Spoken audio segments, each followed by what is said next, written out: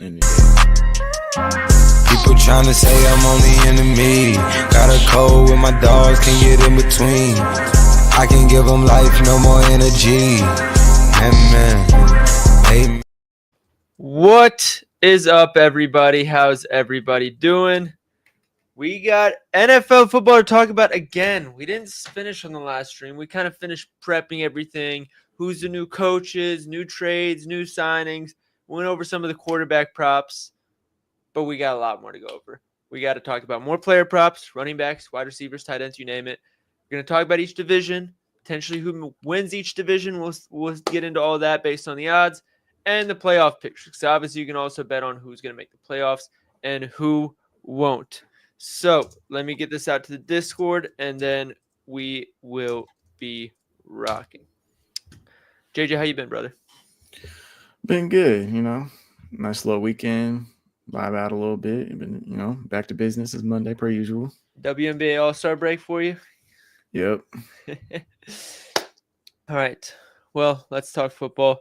To recap a little bit on how last week's stream went, I think it was last Thursday, if I'm remembering correctly. I think so. The quarterbacks that we really loved. Big bounce back for Trevor Lawrence. We wanted to fade Baker Mayfield. However, it seems like the books have caught on those lines a little bit. Bryce Young, there's value in his lines. My favorite one was the passing touchdowns prop at 18.5. I think that could hit even with like a 4-game injury span. What else did we like? I can't remember if we liked Justin Herbert passing yards or not. I think we thought about it. I don't know if we were completely sold. I don't think we're completely sold with Mike Williams retiring the same day. Yeah. All right, let's go passing props. Let's just go through the quarterbacks. Oh, a lot of the passing touchdowns props. I went over this a little bit more when JJ had to leave like 10, 15 minutes early. The odds on these seem really weird. And I know taking overs on futures is risky because a player gets injured, it ruins everything. But like CJ Stroud is at 21.5. 1.5 touchdowns per game and you hit. The reason I thought that was interesting is because you get to some quarterbacks. I'm trying to remember which one's particular. JJ McCarthy. We have yet to see him play in the NFL. He's at 24.5. So stuff like that I just found very interesting. Justin Fields is at 14.5. I would probably stay away from that one. I'll say that. If we get a rushing plus passing touchdowns line, maybe that's worth a dabble. But that Jets team is going to run the ball a lot. Which does remind me, though, that Justin Fields passing yards line. 2,650. Do you guys realize how little 2,650 passing yards in a season is? I can look up his season-by-season stats from when he was with the Bears and stuff, too. But, like, that's real low. Career every season. I wish I could spell season. Oh, it worked anyways. So, with the Steelers last year, again, the Steelers really never passed the ball with Justin Fields. 110.6 per game. But every other season, he had 150 or more yards per game. In 13 games with the Bears in 2023, he almost hit this line. And that was with him basically being kicked out of the door by the halfway point of that season because I knew Caleb Williams was coming in. You're giving me a full season of Justin Fields and an Jets offense with Garrett Wilson. I'm a little bit more optimistic on how that's going to go. But I think that pretty much covers what we like from the season-long props. We thought about Michael Penix, but similar to the Justin Herbert play, we were just, we like it, but it's not worth the risk, in my opinion. And Bo Nix was another one that we really considered. Am I forgetting anybody? I think that's it. All right, well, then let's get into the rushing props because I think things get very interesting here. Before I go through the whole board, they still don't have Rashawn Johnson props. If anybody sees Rashawn Johnson futures anywhere on any book, please let us know because there is no way Ben Johnson is about to give DeAndre Swift a 65% rush share, especially not in the red zone. Ben Johnson hates DeAndre Swift. He is the reason DeAndre Swift is no longer in Detroit. I don't think he's going to feel the need to use him in Chicago. So let us know on that. But let's go through each of these one by one. Saquon. Oh, whoa. Rushing record. No, don't bet this. Please, guys, don't bet No. this. Aaron Jones, 750.5. Let's assume he gets injured 2-3 games. Puts at 15 games. About 50 rushing yards per game. I think a lot of people are going to think that's low. I think that's probably fair. I think I'd still consider the under. I think they're going to use Jordan Mason a lot. Yeah. I think they like him a lot. And he fits their scheme really well. So I really wouldn't be surprised if we see every game like 100 yards combined between the two. But we don't know whether it's going to be 75-25 and for which player, or 50-50 for each player. I think that one's pretty up in the air. Ashton Jeanty. I still want to take that over. I know the line's high. I know he's a rookie. But They Pete are going to Carroll run the and ball Chip a shit Kelly, ton. they're going to run. He's going to touch the ball 20 times a game. I'm sorry. He's going to touch the ball so much, and it's not going to be through passing and screens and all that stuff. They're just going to keep handing him the ball. So we'll look into the number a little bit, specifically 1,075.5. But I think that's going to be a very generous line. Let me see if I can zoom in at all, by the way. Yeah, when you draft a running back that high, you're going to use him I until the mean, wheels fall off. what are the other first round running backs?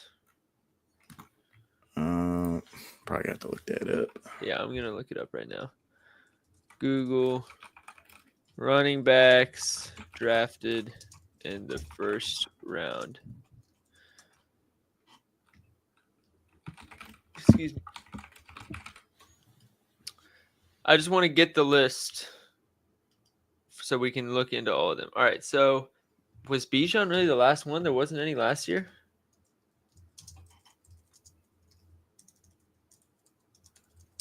Because then before that, there was Najee and Etienne. Let me just put this on the screen so you guys can see it with me. Here we go. So it looks like Bijan, Najee, Etienne, Clyde Edwards-Helaire, Josh Jacobs, Saquon, Rashad Penny, Sony Michel. So we'll just take a look at some of the recent ones and see how each of their first season went. So Bijan only 976, but Bijan is also a special breed where he's used a lot for his receiving. Put up almost 500 receiving yards per game. So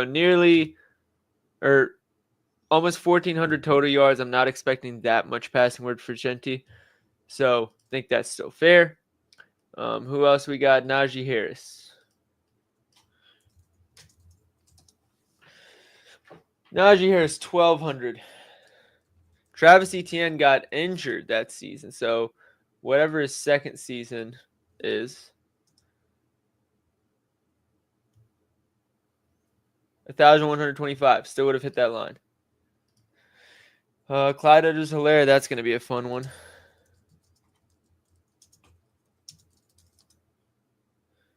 Clyde Edwards-Helaire, 803. 300 receiving yards. Not as many. By the way, Jeanty's going to wipe out these attempts. 181. Yeah. Jeanty's going to have. He might have 300. He might have 300. How many did Najee have?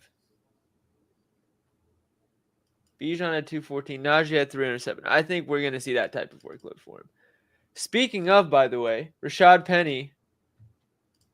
That was Pete Carroll, wasn't he? I believe so. So Rashad Penny's rookie season. Wow, they didn't use him at all. Never mind. Who is on this team? Who did they use instead of him?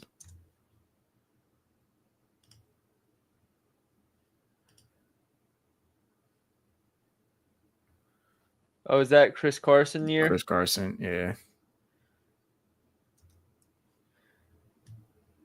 Yeah, that'll do it. Stats. Okay, here we go. Yeah, Chris Carson, 17.6 rush attempts per game. That's the other thing we can look at after this is what is a Pete Carroll running back? What are they normally doing? So we'll check that in a minute. Sony Michel.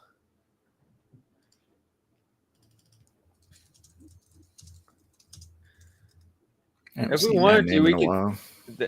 So this does show the draft pick. We can look at ones that are drafted like that high as well. Let's look at what Say pick like was. top 10, because I think he was number 6, if I remember correctly. Oh, I wonder what Saquon's numbers are going to look like. Let's see. 1,307, 261 attempts. Leonard Fournette. 1,040. So would have just missed this line for Leonard Fournette. He only played 13 games, by the way. Christian McCaffrey. This is when we had that run of like just a bunch of elite guys. McCaffrey, 435 rush yards, but similar to Bijan, it was the receiving work that he went crazy on. Also, McCaffrey didn't do much his first year or two, didn't he? Because who was still there? There was another vet running back that was still on the roster. Jonathan Stewart. God, I remember that. Yeah, that'll do it. And Cam Newton, by the way. So, yeah, that makes a lot of sense. I expect a big year from Jonathan Taylor. I feel like the books are going to be like on top of it with Jonathan Taylor at this point. I feel like we've seen. Also, I don't really know what the plan is with Anthony Richardson, if they're going to dial back the rushing usage or if they're just going to say, hey, fuck you guys, we're doing it again. Ezekiel Elliott, 1631. So, I mean, these top 10, we can check 15 with Melvin Gordon. These running backs drafted this high. They're consistently just balling. Let's check Melvin Gordon. Yeah, that Genty line is probably too low. Gordon that was not a good season for him. Was there anybody else on the roster at that time, or was it just him? I think it was no, really just him. Just put up a stinker. All right. Well, he doesn't qualify as top 10 anyways. He was 15. So we'll keep it as top 10. Trent Richardson. He almost did it, bro. He really almost did it. What a guy. CJ Spiller. That's a name I haven't heard in a while. CJ Spiller? Yeah. Yeah, this is why. All right, so we'll say since this Todd Gurley run, I'm missed by like 30 yards. Zeke wiped out of the water. McCaffrey wasn't even the bell cow, but he had a shit ton of receiving work, and that was with Cam Newton.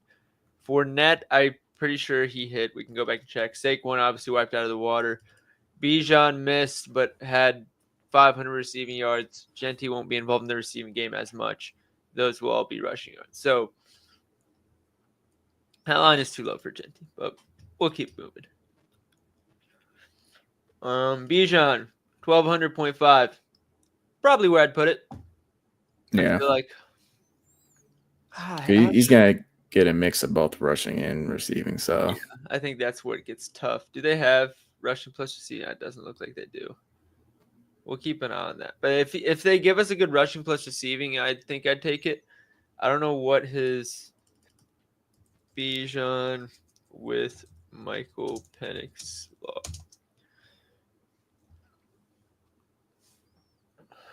That's not very helpful.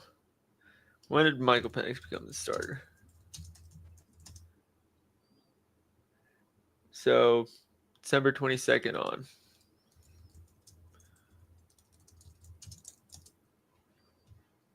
In those games, Bijan had 94, 90, and 100. God, dude, that 1,200 line is low. Just betting against injury. I forgot how ridiculous his usage got at the end of the season. Eventually they said, fuck Tyler Allgeier. We're just going to keep giving it to Bijan. Yeah. I still want to rush to receiving. Breece Hall. What is your take on Breece? Because I know last stream we talked and we said that's a three-headed monster of a backfield between him, Braylon Allen, and Isaiah Davis. And now you're throwing Justin Fields in the mix. We think the rushing volume will be high. So maybe like getting 50% of a larger pie is better than getting 65% of a smaller pie. The biggest thing with him, he gets he'll break off some runs. Yeah. Some huge ones. So What are we gonna say? 13 for my general rule of thumb is to say 13 to 14 games for running back. yeah. So we'll call it 13 games to be safe.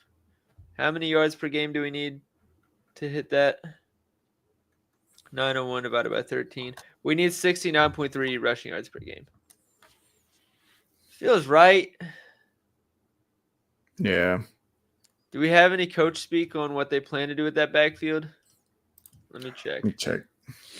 New York Jets. Here we go. Our running backs are big, physical. But this is weird. Keep in mind, this isn't my words. So let me talk. Our running backs are big, physical men. They all have low pad level. Brees and Braylon can really run, not just in terms of being a runner, but also the speed down the field. I'm excited about all three of those guys. I don't know if there are three backs in the league that has the potential of all these three. Maybe there are, but I'm just focused on what we have, and I'm excited about the guys that we have here.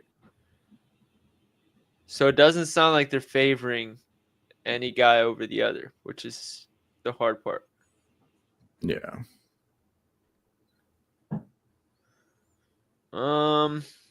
New coaching staff that doesn't have any ties to any of these players, which also makes it hard to just say, oh, they know Brees is the guy.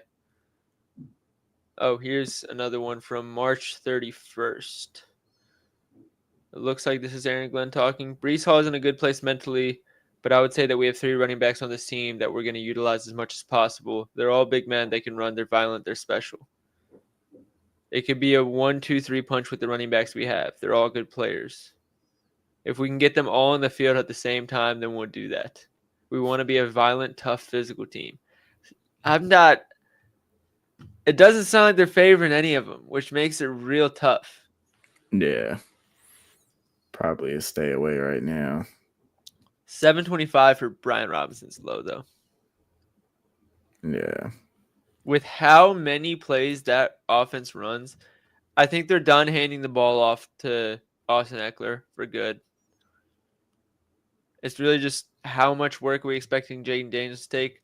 And also, what was their rush or their pass rate over expected? Do we have that data or no? Let me check. And maybe let me see if FTN has it. They should. Football.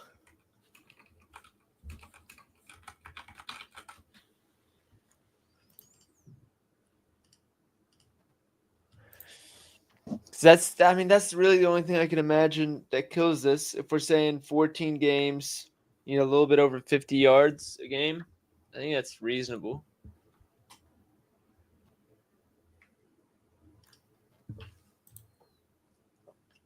Do you see anything else that would hurt that one? Maybe look at the coach speak real quick. I mean, I really don't think they're going to use Debo. Like, they're going to use Debo that a lot, but I don't think they're going to use him the same way the 49ers did for like 10 rush attempts a game. I think that's excessive. Yeah. I think it's going to be more quick passing for Debo. That's kind of where I'm at too. All right, team offense. Maybe this is what I'm looking for. No.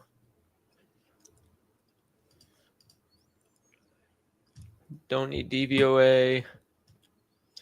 Maybe I don't. Oh, shit.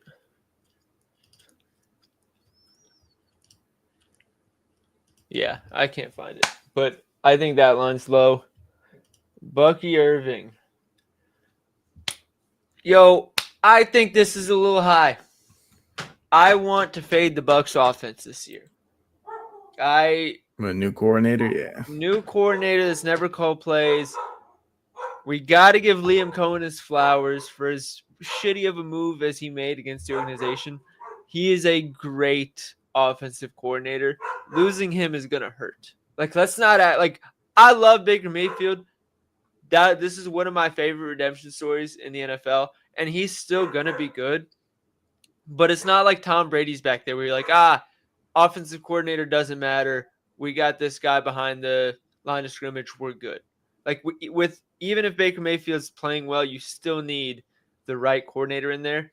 and losing Liam Cohen is going to hurt. Yeah. Bucky Irving, his efficiency, as great as he is, probably regresses, and you get the injury upside. 1,000-yard rushing seasons, it's not like they're easy. Like, that's still a lot. If we were talking about like an 850-yard line, then I'd be like, I can't fade it. 1,000 yards is a lot. Yeah. Especially when teams are quick to pull their players now. Oh, yeah.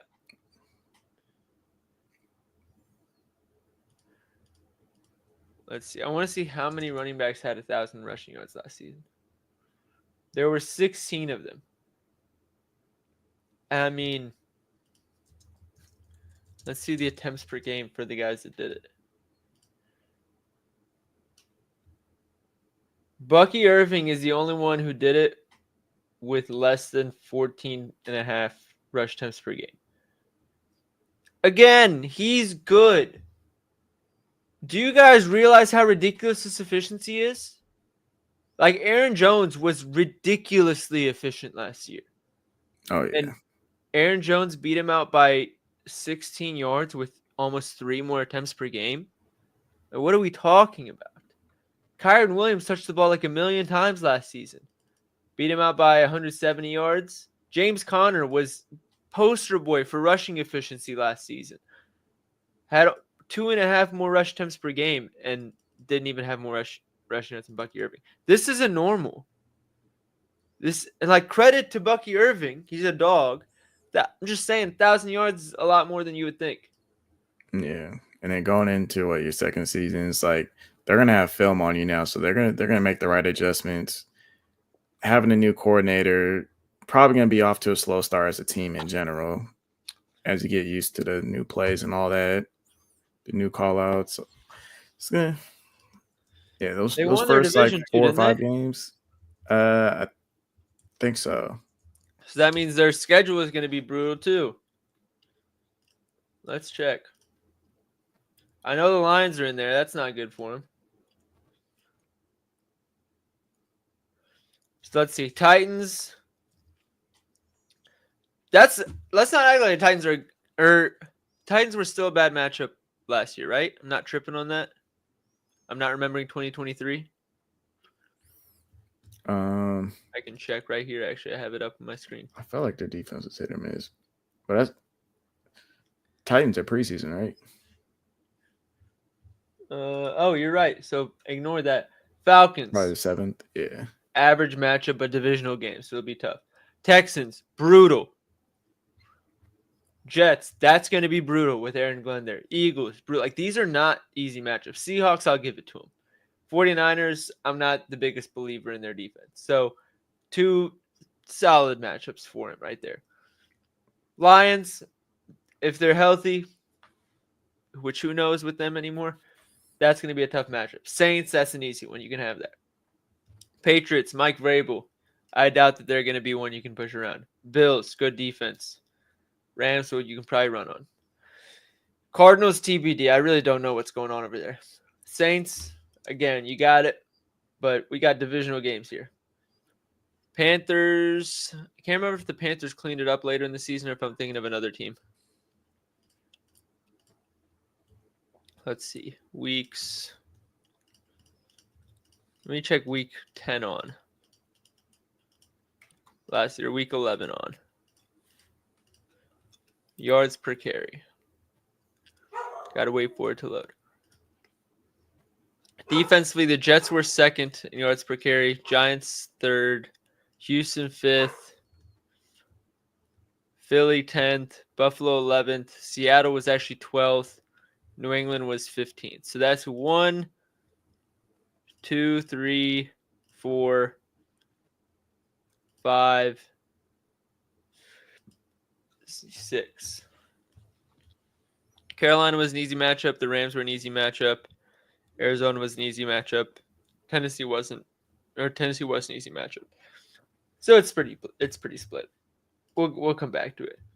How we doing, Andrew? Caleb Williams. I can't imagine Ben Johnson wants him to run too much. Yeah. I think he's going to kind of force him to make plays. Chase Brown. How much do we trust the Bengals? Because I'm going to say, somebody who lives in Cincinnati, I wouldn't trust them with a $20 bill right now. I think it's one of the most poorly run organizations in the NFL by a comfortable margin. Their coach is not good. Their coach is very bad. Their offensive line, still not great. Their defense is not good, so they're probably going to be playing from behind every game. I know Chase Brown's usage is ridiculous. However, one injury, one free agent signing, one trade ruins everything. You're already in a sweat from week 1, assuming he plays 17 games. I don't want to play that, be part of that experiment. Dude, I never thought I'd see the day Christian McCaffrey has lower lines than Bucky Irving. Hey, that man lost some of his burst. Yeah. 950.5. What did he do? Well, when he did play, how would it look last season?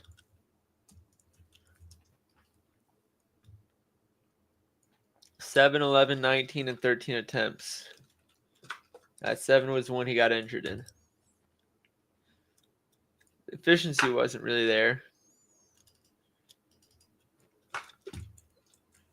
That's another tempting under because he probably gets hurt again if we're being real. If we're being completely honest with ourselves. How old is he now? Like 20, 28, 29? Caffrey H. 29. Just turned 29. And when he is on the field, he's probably being used for passing. Yeah. That's with the lack of receivers, he's going to be needed as that check down guy anyways. Also, FanDuel is not slick. Notice how they switched the over and the under for some of these? Here we got the under on the bottom. Here it's on the top. Yeah. Not slick. A-Chain. He's going to get a bunch of work. Oh, Where I get nervous is betting on just the rushing or just the receiving because I don't. It's probably going to have to be a combo prop. Yeah. We probably won't get DeAndre Swift. Under. He's not averaging 50 rushing yards per game. And that's assuming he plays 15 games. It's not happening. If I bet this, I'm telling you right now, the genuine sweat that I'm concerned about is him getting traded to another team where he's the RB1. That's what I'd be nervous about. Not about him hitting this line with the Bears. Because I'm telling you, Ben Johnson does not want to play this guy. He's definitely going to have a short leash with him. What year did Ben Johnson take over as the coordinator? When did Ben Johnson start as the Lions coordinator?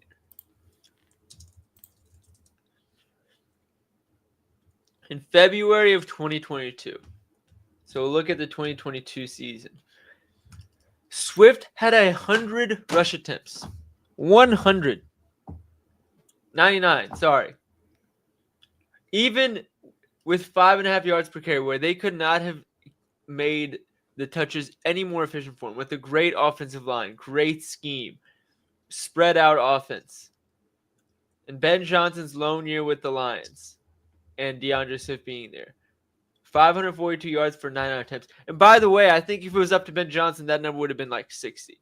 The only reason Swift was touching the field is because all the fans kept complaining after every game that we wanted to see more DeAndre Swift.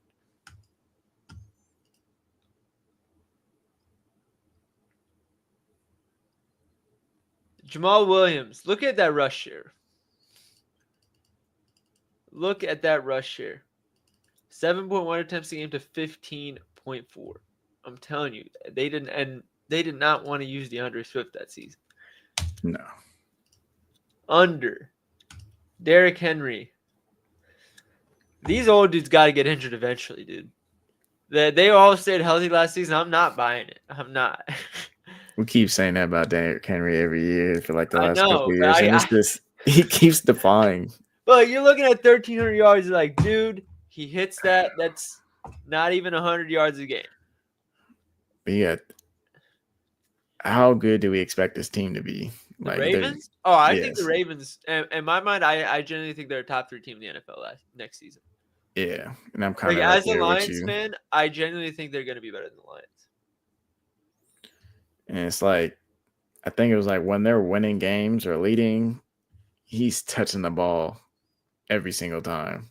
He's touching it when they're losing too. Yeah, It does not matter, man.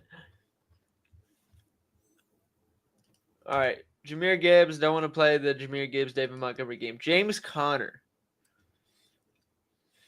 another guy. Honestly, I'm not even worried about injury. I really like Trey Benson, and I think last season they were kind of waiting for James Conner to like fade out or go down so they could use Trey Benson, and it just never happened. So I wouldn't be surprised if this season they say, you know what, 50-50 split. I think Trey Benson has a role this year, but it is James Conner. Like I say, it was basically the poster boy for efficiency last year. Don't want to take it under either. James Cook, did he get his contract situation figured out yet? I have to double check that. No, it's not figured out yet. All right. I'll say this. I like to take guys that are on their last year of their contract, not the first year. Oh yeah, because they got to work for that contract. Exactly. Once they get the contract, they can take a little bit off. Exactly. So I'll wait for that news because if he's playing without a contract extension, oh, he's going for $1,500. No problem. No problem. So we'll see. Jalen Hurts, no, not touching that. Jaden Daniels, no. Actually, what is it? 675? That's a bit high. No? I think it's just a tad high, but We're looking at probably like 40 rushing yards per game. knowing him, you might break a couple off. Yeah. He's just Joe quick. Mixon, wow. I did not expect that. I was thinking about the owner. I did not expect him to drop that line that low. Yeah, That makes me feel real good about CJ Stroud next year. That's how I'm interpreting that. That's real low. Jonathan Taylor, Caleb, your boy. 1,175.5. Do you think this is contingent on how often they use Anthony Richards' legs, or do you think it's purely about Jonathan Taylor at this point? I think it's purely about Jonathan Taylor. That's kind of where I'm at. That line probably is a little low for him.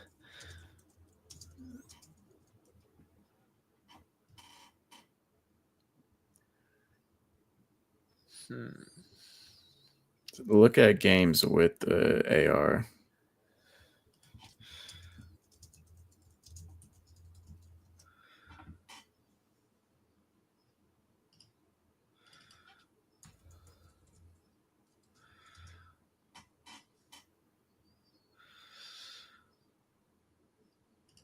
I mean, God, that's a lot of rush attempts, bro. Yeah. 20 rush attempts a game, basically. You gotta think they gotta run the ball to ease the pressure off of AR. Yeah. 20 rush attempts is a lot. We talked 20 rush attempts for, call it 15 games. Or 14 games. 280 attempts. One of the most efficient backs ever. We need 1,200 yards and 280 attempts. It's 4.3 yards per carry. It's probably right. 4.3 yards per carry. I feel like it's... I think it's right, but I would lean over I agree. if I had to choose.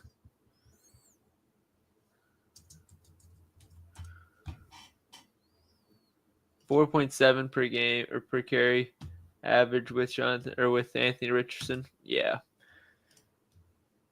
Josh Allen 500.5.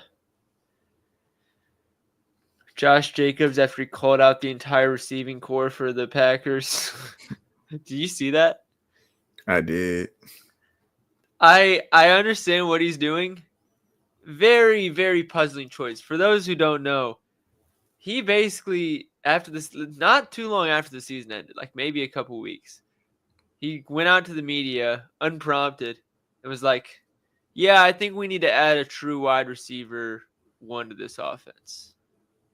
Which again, like not entirely wrong. Romeo Doubs is not a wide receiver one. Christian Watson is not a wide receiver one. Jaden Reed, not wide receiver one. But like you're still on the team. None of those guys are leaving. Why would you throw them under the bus like that? Yeah. Say that to the GM. Don't say it's unnecessary shade. Yeah. Justin Fields rushing yards. That's low. Yeah. That's low.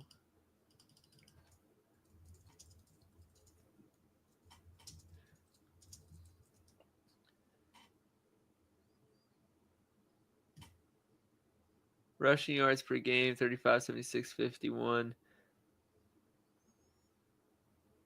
Oh, well, the Steelers one is going to be, he came in for like a bunch of games just for like 4th and 1s and shit. If we look for games where he started normally, call 5+ attempts, 27, 27, 55, 59, 57.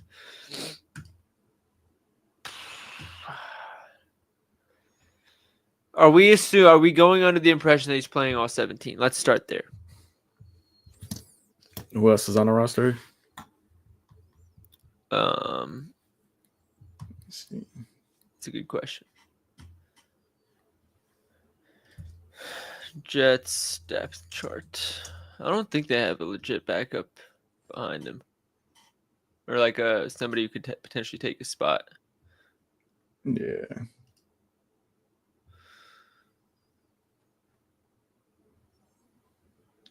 Tyrod Taylor. Yeah, bro. He's playing all 17 unless he gets hurt. That would be 40 rushing yards per game. That's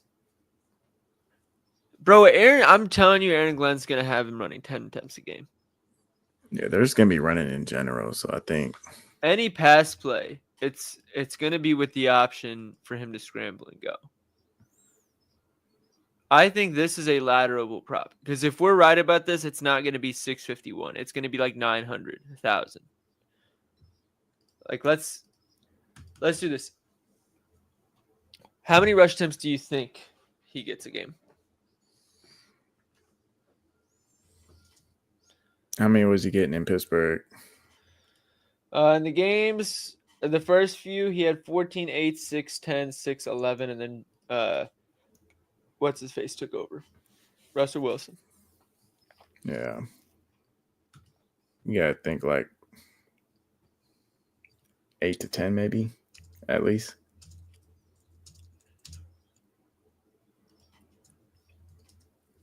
Games at least 7 rush attempts.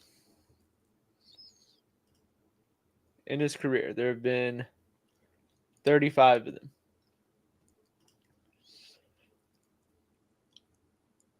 He's had 38 or more. Really, we actually need 38.2 per game. He's had 38 or more in 27 of the 35. He's had more games. Let's see. This is 8 misses. He's had more games with 80 rushing yards with that minimum than he has with less. So you really just need 7 to 9 attempts per game. Yeah. Somewhere around there. And bro, I mean, I will say, Aaron Glenn, I don't think he's calling the offense, but I think he did select the offense coordinator to be some. Who's the offense coordinator again? What's his name? I know we talked about this last time, but I forget.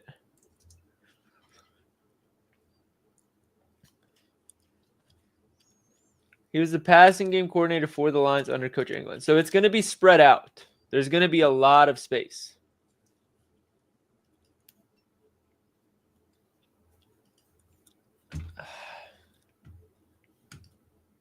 I don't know. Also, I forgot to mention this, actually. The Lions hated playing against Justin Fields. A lot.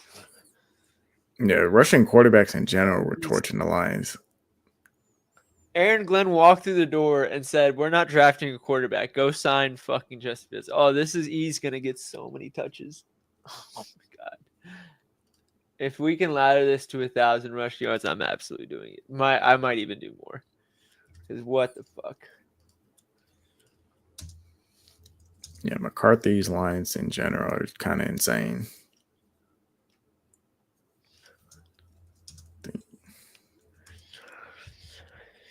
If we say, let's say 15 games, 8 rush attempts, it's 120 rush attempts. In the 2 seasons where he beat those marks, 657 in his last year in Chicago and 1,143 the season before that. This is going to be ridiculous, dude. All right, keep going. Kenneth Walker, 875.5. He's probably going to get injured somewhere, and they have a decent RB2. Do you have a lean here? Do you want to stay away? It's kind of a stay away for me. I think the future is bright for him, but it's just hard to say right now. I agree. Kyler Murray, I'm going to say I stay away because his running work isn't really designed. It's really a lot of, hey, scramble until you find somebody, and then if there's nobody open, then you can run. But I don't really think he wants to run. Yeah. He definitely wants to throw it. He's always just waiting behind the line of scrimmage. Kyron Williams is the man everybody hates. 1,000.5. They didn't draft a backup, did they? No, they still have what's his face from last year? Ronnie Rivers. Is that his name? I think that's his name. It's the let me see. I think Ronnie Rivers is still there, but I'm thinking of the other running back. I think he went to Michigan. Blake Corum. Yep. But I think it's been pretty clear that Blake Corum is not the guy. I think we're still going to see bell cow Kyron Williams. 1,000.5 is probably low. Not playing it though. Lamar 70. See, this is where it gets crazy. I feel like Justin Fields and Lamar should have the same rushing yards line. I can see that. But I think it's just because people are unsure if he's going to finish the full season. Justin Fields. I feel like if it's your first year with a new head coach, like the head coach has to see it through and actually know whether he wants to move on from him or not first. Yeah. Unless he's seen enough halfway through the season. No, it's not happening. Don't manifest it. Saquon, same thing as Derrick Henry, where it's like, hey, we're just running back last season. Obviously, this line's too low. But, like, the odds of a guy getting the usage he does, staying healthy for that long, not to mention a new offensive coordinator, it's a lot. It's too low to take the under. I don't want to touch the over with 10 football. Tony Pollard, I want to say under, but I have heavy Spears bias. So I'll let you take the analysis on this one. Yeah, honestly, I'm kind of with you. Just Spears always just seems to look good, but then Pollard always comes out of nowhere and just kind of outdoes him here and there. But I don't know if this season they're gonna kind of do what they did last season. I mean, last season, every time it looked like Spears was back on the horse, he'd get a concussion or he'd twist his ankle or something. And then Pollard's used to just spike up because, like, Spears got hurt pretty consistently throughout the season. He wasn't – I think he only missed a couple of games, but it's just he'll miss, like, half a game here and there throughout the season, which is, like, it changes a lot for the usage for the backs. I will say it does look like the coach has been talking all offseason about balancing out the workload a little bit more heavily and being impressed with Spears. However, that's what they tried to do last year. It just didn't work out like that. Yeah. And the other part of it is I'm getting this information from Coach Speak Index. So for those who don't follow him, go follow him. But Brian Callahan has a 30% reliability rating. It's very bad. Very bad. I don't necessarily want to trust him, but tidbits are there. All right. So far for the rushing yards, the ones I think we actually penciled in that we do really like. Justin Fields over. Ashton Genty over. Bucky Irving under. Christian McCaffrey under. DeAndre Swift under. JJ, any you disagree with or that I forgot to put in? I think that's it. Love it. Rushing touchdowns. Ashton Genty, 7.5. Bro, no way. He's got to get all the goal line work, right? Yeah, the question is just a matter of how much goal line work. Which, by the way, true. I know the Raiders were not like, oh, Raiders scary. Geno Smith and Brock Bowers with Pete Carroll and Chip Kelly as the coach and coordinator. I think they'll be better than we think when we want to think of the Raiders. I think they're going to be fairly solid. That's low. Bijan rushing touchdowns. That's where Algier could annoy the fuck out of us. So I'm going to stay away. Breece Hall, absolutely not. I do not want to play that game. Brian Robinson Jr., 6.5. Feel like that's low. Because I feel like at one point we were just hammering Brian Johnson rushing touchdowns because he was getting all the work. And they weren't like they don't really use Jay Daniels as a runner when they get to the end zone, I don't think. Not as much as we thought they would have.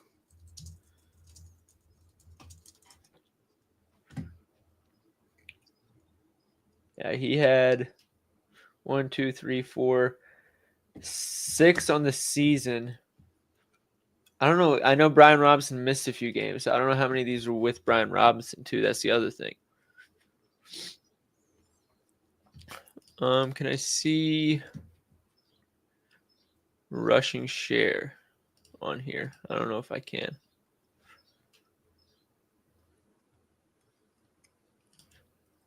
Rushing attempts. Oh, my God. So Washington actually had the most red zone rushing attempts in the NFL last season. When they get down there, they just give them the ball. Yeah. That one's probably low. 6.5 is a pretty soft number. Bucky Irving, 7.5. Chase Brown, 5.5. I will say that's kind of where you get me on Chase Brown in terms of I was like, oh, I know I don't want to bet on his rushing work. 5.5 for an offense that scores 30 a game for the guy. They're going to have to be moving the ball a lot. Yeah, that's real low. A-Chain, 7.5.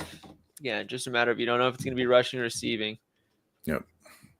Derrick Henry, 12.5. We know how it was with Derrick Henry. He got to, minus 250. Those were his rushing touchdown lines at some point. No, at one point it was 330, minus 330. Yeah. So 12.5. You're basically looking at 1 a game for 15 games and then 2 misses. That's not even considering having 1 a game. How many games did he miss without a touchdown? It wasn't. Did he miss any at all? He definitely missed 1 or 2. He missed 1 or 2. Okay. I remember people losing their mind. I think it was when it was minus 130 or 330. So with the Ravens,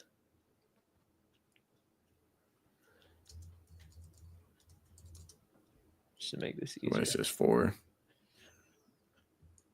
He had a rushing touchdown. Just a little drought. And every week up until week 12, 0, 0, 0, and then 1 and 2. 13's probably low. Yeah. Because only 2 of them were rushing touchdowns. I can't bet on the injury, bro. I'm sorry. It's going to happen as soon as I fucking put a future bet with him. I can't. Jahmyr Gibbs, 10.5. That's probably a little too high. That's a little too high. For rushing, yeah. Jalen Hurts. Yeah, I think David Montgomery sneaks some of those touchdowns. Yeah. Which, by the way, I don't know where his lines are. James Conner, 7.5. Same thing I said before. Trey Benson. A lot of these guys are going to fall under the same umbrella. Joe Mixon, 8.5. That's probably where it should be. JT 9.5. That's probably a little low. Just depends on how much you believe in the Colts offense as a whole. I don't know if you have anything there. I think it's like a slight lean over, but pretty fair line. Yeah, Josh Allen's line is also significantly high. Josh Jacobs 10.5. If I just skip over any that you like, JJ, just say the word. Yep. Justin Fields 5.5. Kenneth Walker 6.5. I don't think they're going to use Charbonnet in the red zone that much. That feels like a good line. Yeah. Charbonnet is like a between the 20s kind of guy. Like, he'll get the work if Kenneth Walker is out. Yep. But Lamar 3.5. Lamar doesn't really run in the red zone, like unless it's like they roll out the red carpet for him. yeah.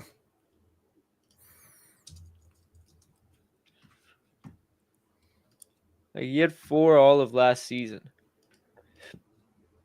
and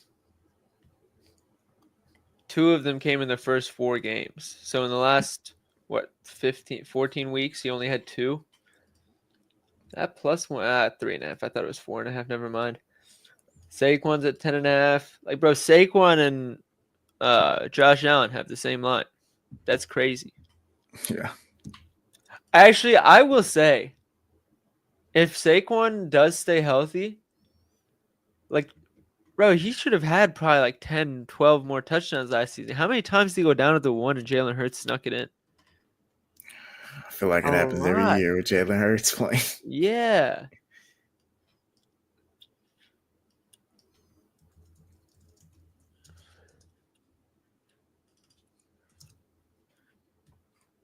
He had 13 last season. He easily could have had like 20. That line's probably real low.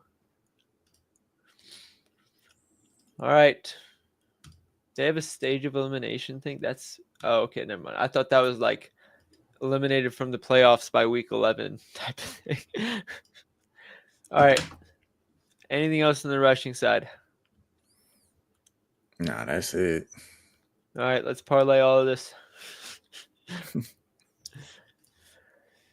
All right. Let's go through the rushing touchdowns again.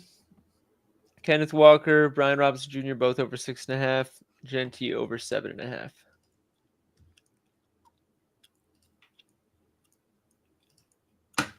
Receiving props. I think this is where me and you are sharpest.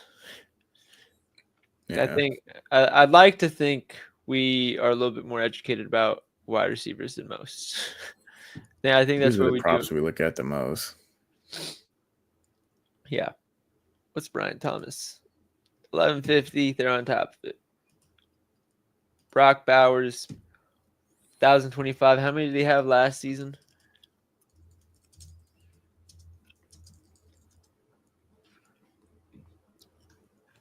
$1,194. So he cleared this line with comfort last season. No injuries, which is a big thing, but a significantly worse offense by a lot. Yeah. They also Everything didn't was run just the ball. funneled towards him. They also didn't run the ball as much, though. Yeah. 1,000 yards for tight end, that's a lot. So I think I'll stay away, but I do like it. Ridley, don't really want to touch. CeeDee Lamb with Dak is a dog. Mm-hmm. 1,200 is a lot of yards. But CeeDee Lamb is that good.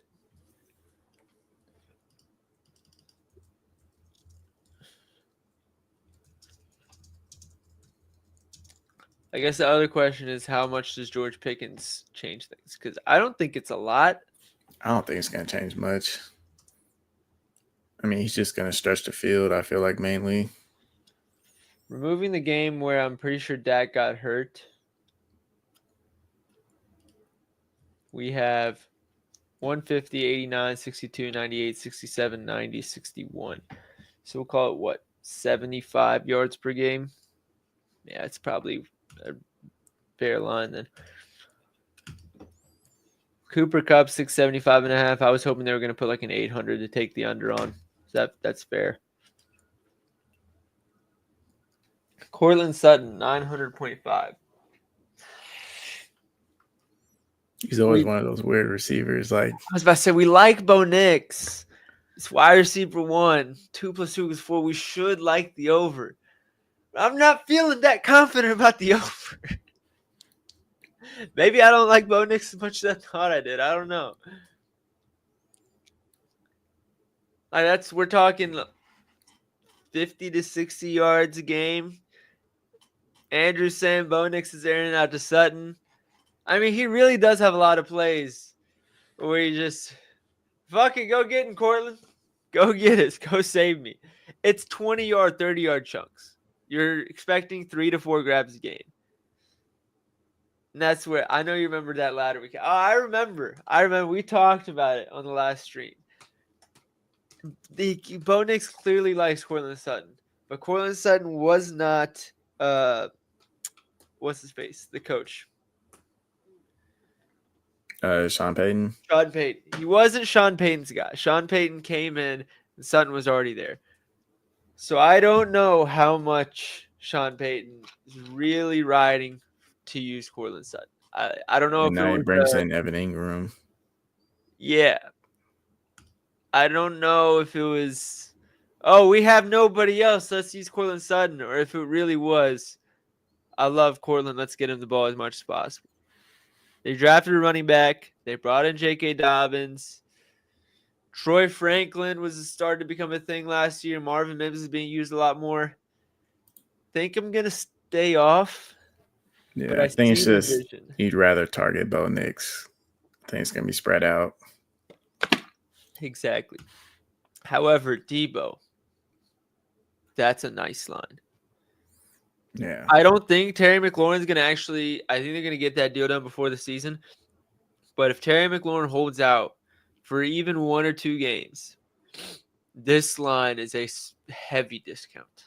This offense is built for Yak. Oh, yeah. Austin Eckler, buddy, have a seat. We don't need you anymore. Enjoy your retirement money. We have Deebo Samuel to catch the 50 screen passes instead. De'Ami Brown, see ya. He's in Jacksonville now. Luke McCaffrey, we thought you were your brother. You're not. We're going to use Deebo Samuel instead. I'm telling you guys, Deebo Samuel is the perfect fit for this offense.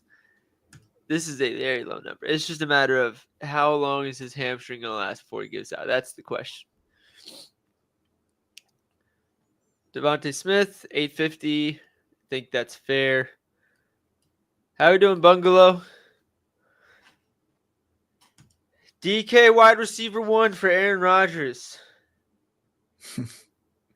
If it was any other coordinator, I swear to God, if this was any other coordinator besides Arthur Smith, I'd probably I can't stand Arthur Smith.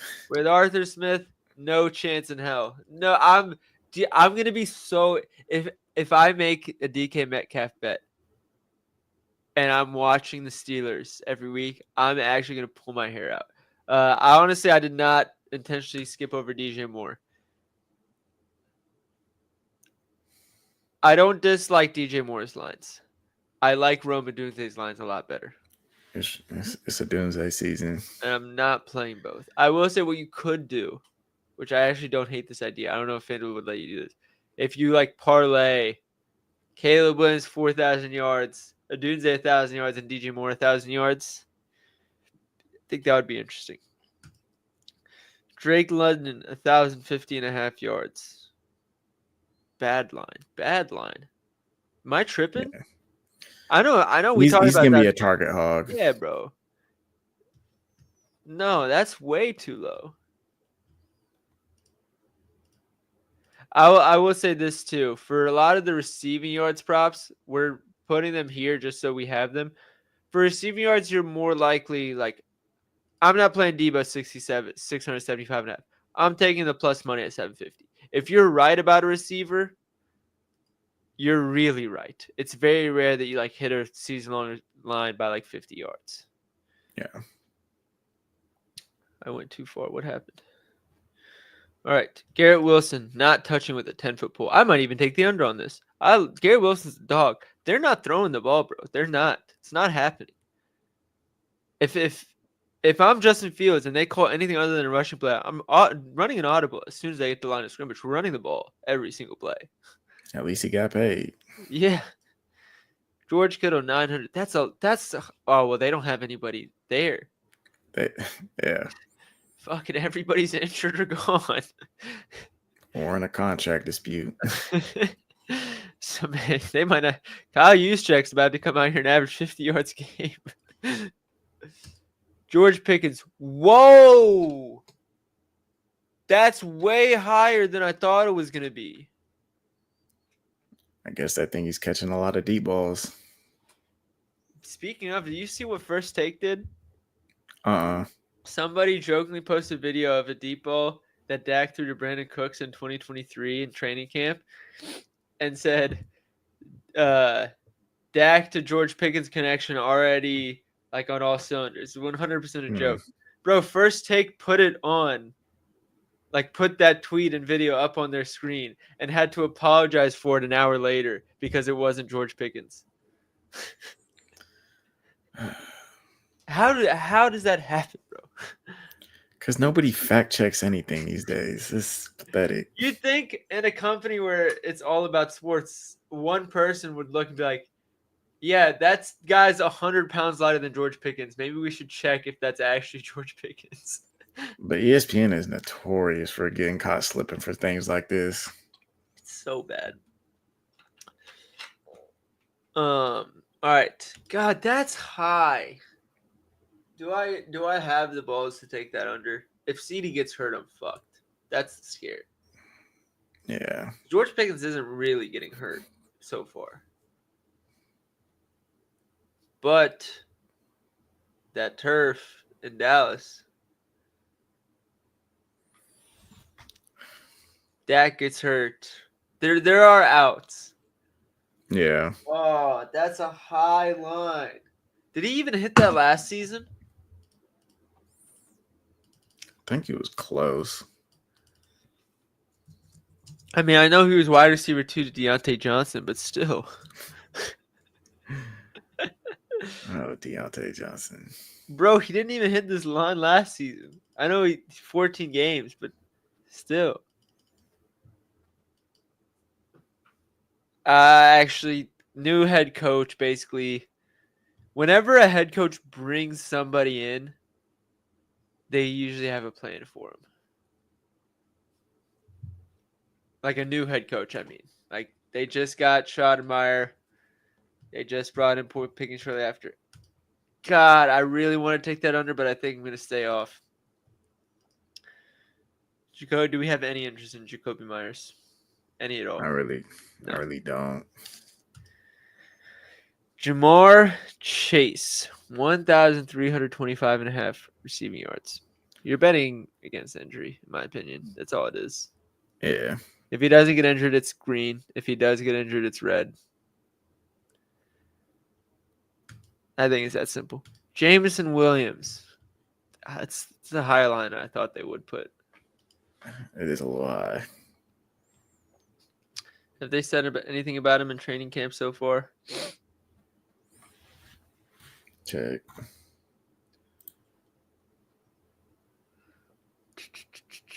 Oh, here we go.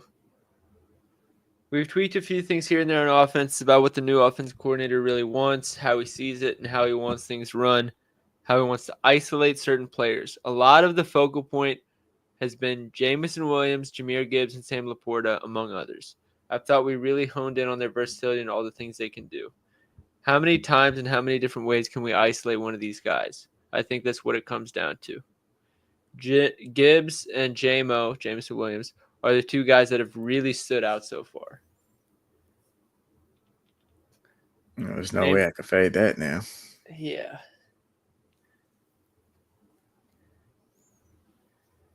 He said he's gotten a lot stronger.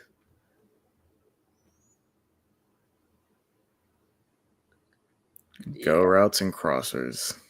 I think the line is already kind of built in a potential boost. But I think with the new offensive coordinator coming in and such little talk being about Amon-Ra St. Brown, that scares me for Andron Jameson Williams. I think J-Mo is going to have a big season. I think you could take a J-Mo 1,000 plus. Because another thing, Amon-Ra St. Brown has been about as durable as you could ask a wide receiver to be with his usage. again, I sound like a broken record. These guys can't stay healthy forever. If Amon-Ra misses 3 or 4 games, J-Mo's probably going for 100+ in all 3 or 4 of those games.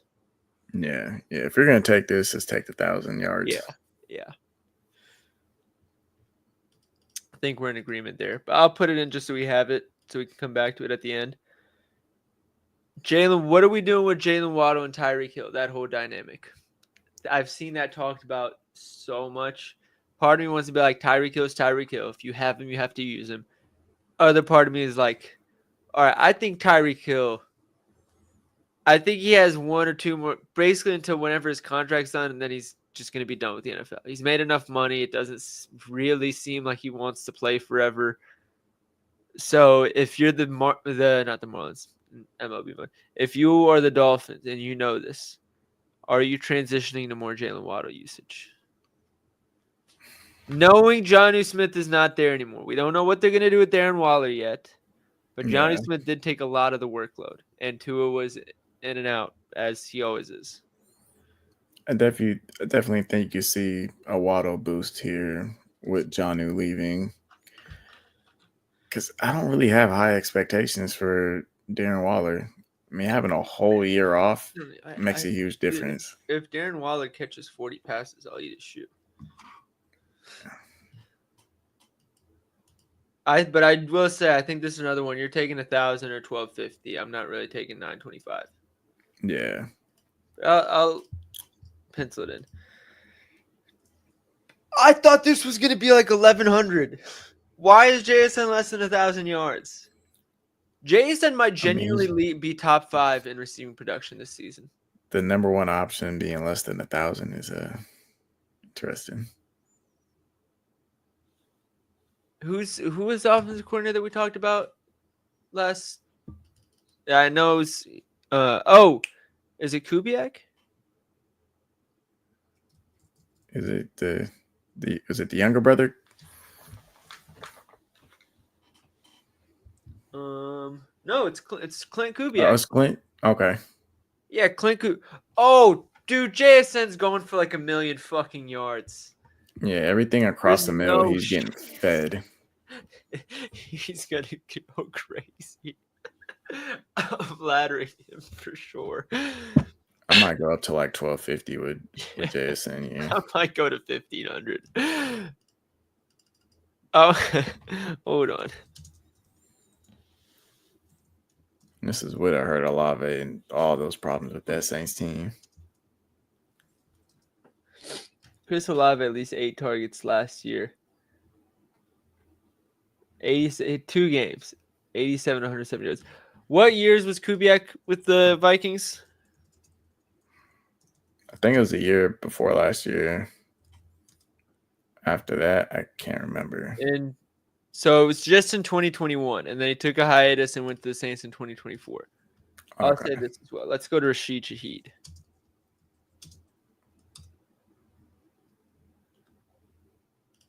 I'm telling you, 80 yards per game minimum.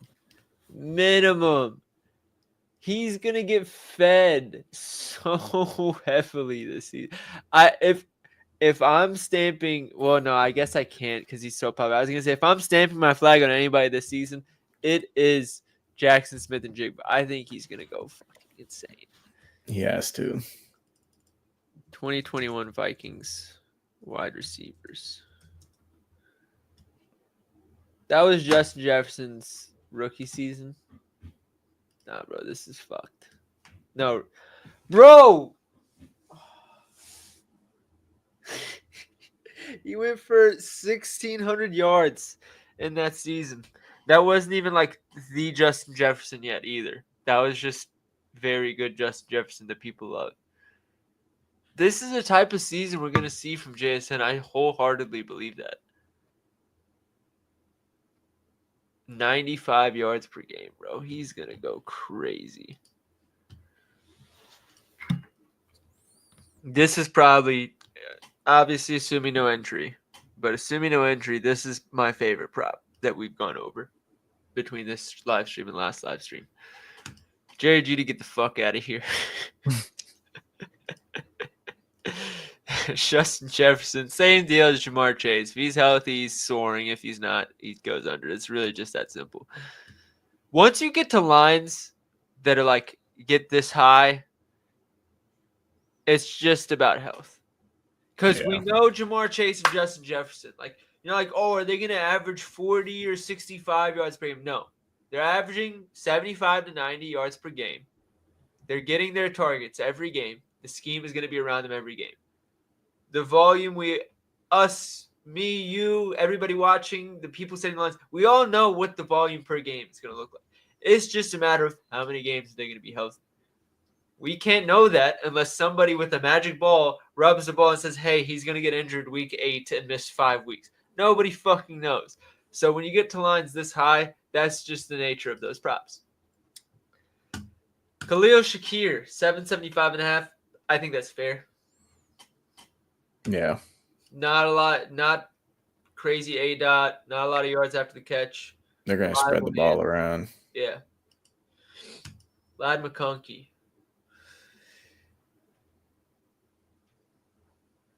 He's probably going to cook. It's just a matter of who's the coach. The coach loves to run the ball. It's really all it is. Take care, Alex. We'll probably still be live at 20. So we'll see you at 20.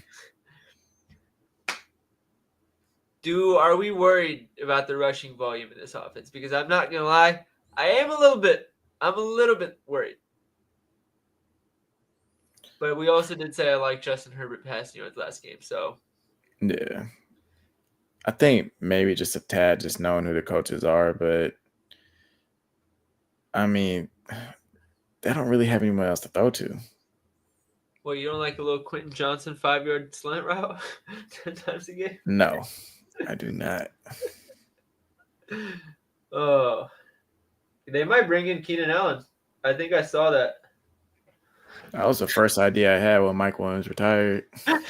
Actually, I can't remember where I saw this, but I think Harbaugh or the GM or somebody was asked about it. But like, what do you think of Keenan Allen potentially coming back? And they're like, that would be awesome. We would love that. Trey Harris is an option there too. I'm not sure how much I think he's going to be obviously won't be wide receiver 1, Ladd will. But in terms of a dominant, he's going to be playing the X, right? Oh, wait. I'm actually, they addressed it here. On which wide receivers can play the X role? They said Quentin Johnson for sure, Trey Johnson for sure. Trey can pretty much play any of those positions. He's pretty flexible in that regard. We still haven't totally dialed in how much we're going to move him around and whatnot. We're moving him around a little bit right now. We're going to monitor and see how things go. We definitely want him to get a base at something. Right now, it's probably more the Z, but he's getting some reps at X as well. Jalen Reagor can certainly play X as well. I'm sorry. If your response basically, that cannot be more of a hype-up Trey Harris question than you can get. If you bring Jalen Reagor into the mix, I'm sorry. I'm not that excited about Trey Harris. That's concerning because Jalen Reagor should not have been brought up in that press conference in response to that question. That was Trey. Should have solely been about Trey Harris. Oh God, no, it's Ladd McConkey season. That's funny. On whether or not there's another level for Ladd McConkey. Oh yeah. He's the kind of guy that's never satisfied. I see little improvements already.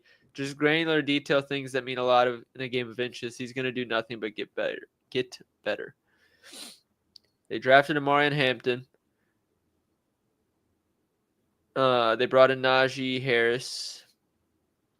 I think there's a lot of unknown about this Chargers offense in terms of where the volume is going to get spread out to.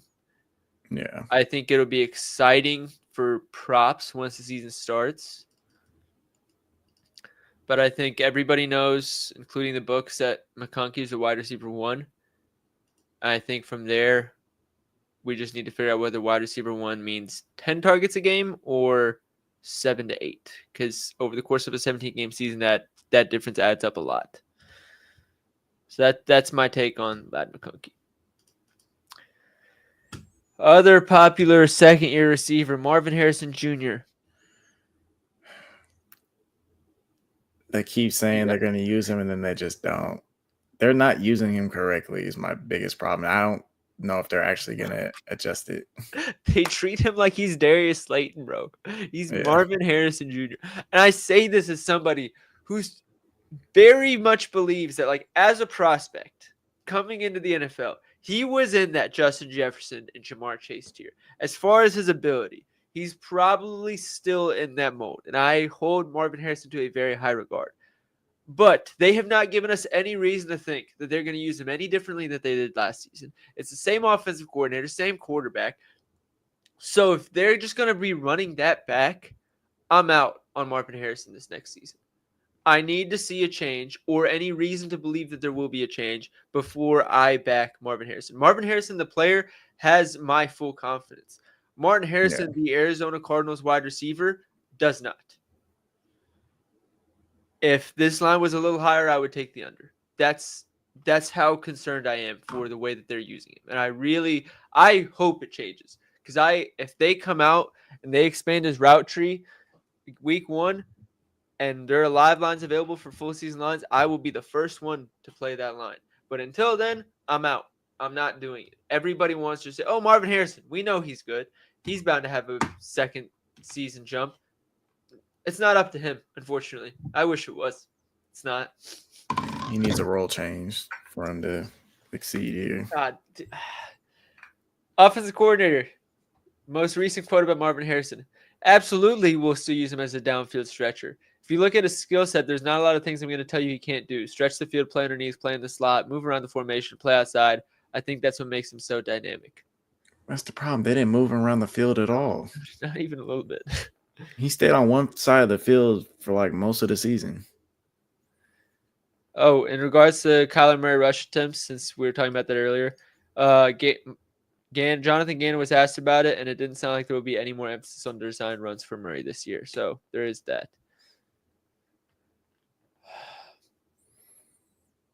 I'm not seeing anything about Marvin Harrison in like a different role, and it bothers me a lot. Why use Marvin Harrison for routes other than go routes when you have Michael Wilson? I do like Michael Wilson, though. I will say that. Yeah. But I could rant about this Marvin Harrison stuff for a long time, so I'm just going to keep moving on. Mike Evans. I mean, they're going to just keep fishing for that 1,000 yards every season, aren't they? Oh, yeah. So, under, this is the season. I mean, last year was only close because he got hurt. Nico Collins. I want to say he's in that Jamar Chase, Justin Jefferson kind of thing where it's just, he's either hurt or he misses or he hits. I still want to ladder this. I think he's so fucking good. It's 100% biased, not math based. Because the reality is let's say he misses 3 or 4 games. Now we're looking at 70-ish yards a game. His betting line is probably going to be 79.5 each game.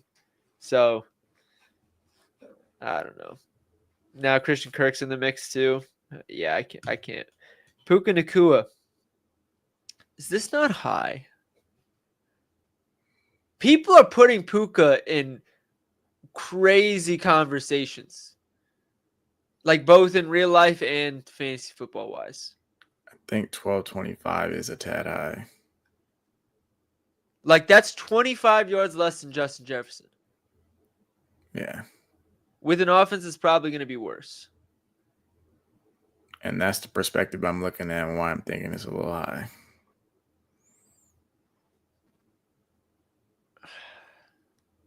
I'm not betting the under. I'm telling you not. He's got a complete fade. Please don't bet the over. Rashad Bateman. Dog. The only issue is DeAndre Hopkins is there now. Why? I don't know. I don't know where he's going to fit. But if D-Hop wasn't there, I'd be confidently playing the over. Unfortunately, I cannot. Real quick, we are live on YouTube, Twitch, and Twitter. So if you are on one of the other platforms and you want to subscribe on the other ones, just search up ABC Analytics or Masterclass Analytics, and you'll see it. So go do that if you haven't already. Rome Odunze. This is when I'll stamp my flag on. Since I can't really do it with JSN because everybody knows that like he's wide receiver 1. He's already been getting hella hype. Let me do it with Rome Odunze because dog, he's good. I saw a stat today, JJ. There were 144 Rome Odunze routes last season where there was not a single target on the play. So like yards per route run included 144 routes that there wasn't even an option. Like nobody was thrown to. It was either a throwaway or it was a sack or it was a rush attempt from Caleb Williams. 144 routes. Do you realize how many routes per game? That's almost 10 routes per game. Where there was not off-target even rate was ridiculous on top of that too. And now Keenan Allen's gone. Rome Odunze he's another one that's going for 1,000. Give me, dude, a Rome and JMO 1,000+ receiving yards line would go crazy. I'm probably doing that. Sam Laporta, I'm probably not touching that. I'm going to be honest. Stephon Diggs, don't really want to touch that. T. Higgins, no. Terry McLaurin, if you think he holds out, you can play that under. Oh, that's what I was going to say this when we were talking about Marvin Harrison. What Marvin Harrison is in right now is where Terry McLaurin was in the Ron Rivera years of Washington, where it was just like, why are you only having him run 25-yard routes? Your wide receiver 2 can't catch anything past a 5-yard route. There's no like intermediate game whatsoever, and that's what was happening to Marvin Harrison. Terry McLaurin was averaging like 45 yards per game that season, and he should have been averaging like 85. And it's the same thing with Marvin Harrison. McMillan, do you have anything to say about this one? I think that line's a little too high where it's at. I don't know. You think? Maybe just a tad. I mean, who's taking targets from him? That's the other thing. Like we were really pushing it with Adam Thielen last year. Yeah. I'm trying to see if there's any other wide receivers that I'm forgetting. Xavier Legette Jalen Coker maybe. David Moore.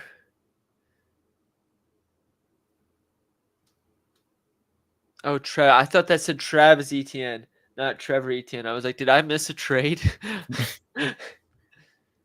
I am a believer in this Panthers offense. So I'll say I think I lean the over, but not by anything crazy. Like I lean the over, but it's going to be a sweaty over if you guys want to play it. Yeah. Travis Hunter, get off my screen. Not doing it. Travis Kelce, I'm not doing that either. Now, Trey McBride is the one I'd be happy to talk about over Marvin Harrison. We know the targets are going to be there. We know that pretty much no matter what the matchup, they'll put him in the slot or put him in the tight end. That boy will feast. Yeah, they'll give him shallow work. They'll give him intermediate work. Basically, everything that's not a Marvin Harrison go route is a Trey McBride passing target.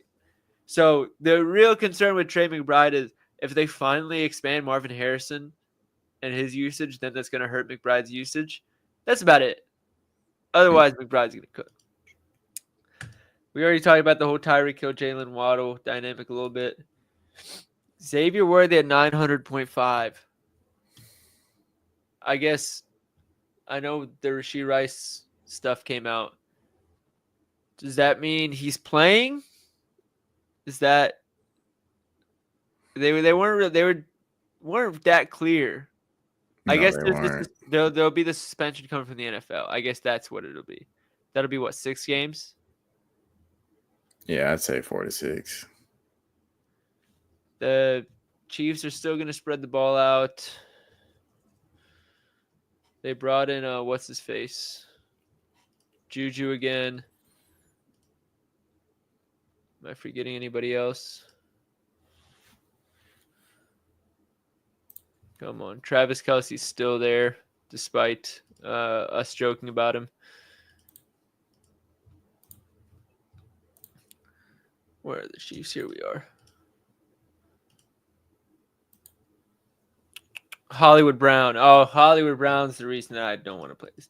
Speaking of, they give us Hollywood Brown lines. I'm in. But right now, not on there. Zay Flowers, 900.5, probably low. Most regular season receiving touchdowns, JJ.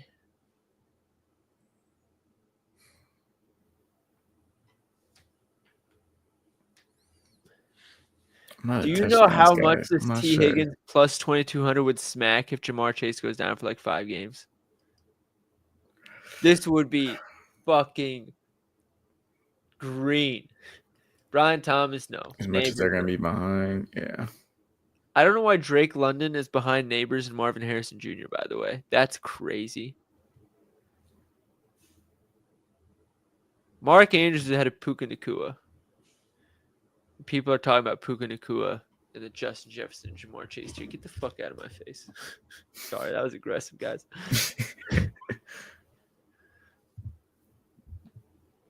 There's someone here that we can get real sharp. Why is JSN plus 4,200?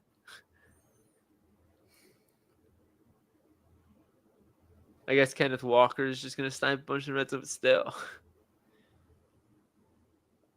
There's someone to get Brock Bowers at plus 4,500 is very interesting. I mean, who else is really a red zone target in that offense? Outside of just giving it to Genty.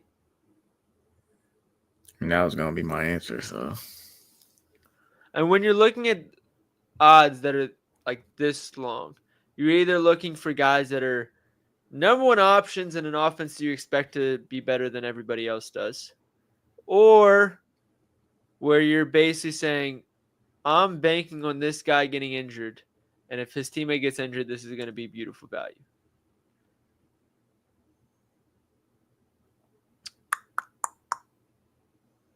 I think we're a little too far now. yeah. Ricky Pearsall plus 9,500. If he really breaks out, who knows? Tucker Kraft. There's some gems here, though. I feel like there's ones we could take our shot with. I think plus 2,900 for Drake London. I think you could take your shot. Yeah.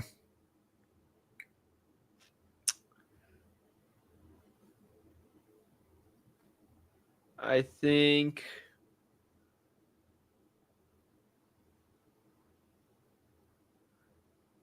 JSN, you could take your shot, although I'm a little less excited about them using him in the red zone. I think Brock Bowers, I think Brock Bowers you could take your shot on. God forbid Genty gets injured. Brock Bowers, he's going to fucking shoot. What was his touchdowns like towards the end of the season? I know different coaches, but still. I guess his touchdown work wasn't anything crazy. 1, 2, 3, 4 here. Yeah. No, not Brock Bowers. Team specials. All right. So let's go over all the player props one last time before we move on to teams. Genty, rushing yards over. Bucky Irving, rushing yards under. McCaffrey, rushing yards under. DeAndre Swift, rushing yards under. And Justin Fields, over rushing yards. For rushing touchdowns, we have Walker and Brian Robinson Jr. over 6.5 and Genty over 7.5.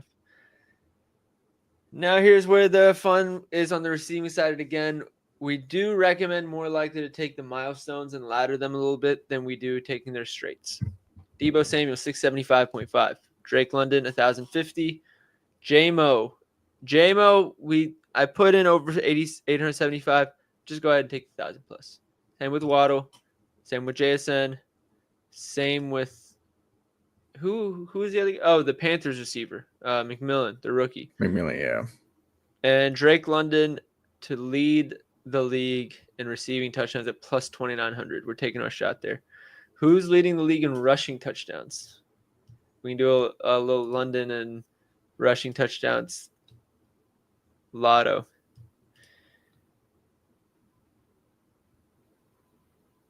JT, maybe? Jonathan Taylor?